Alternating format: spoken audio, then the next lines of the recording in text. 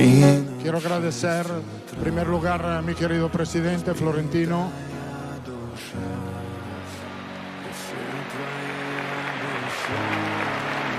Primero quería dar las gracias al club, al presidente Florentino Pérez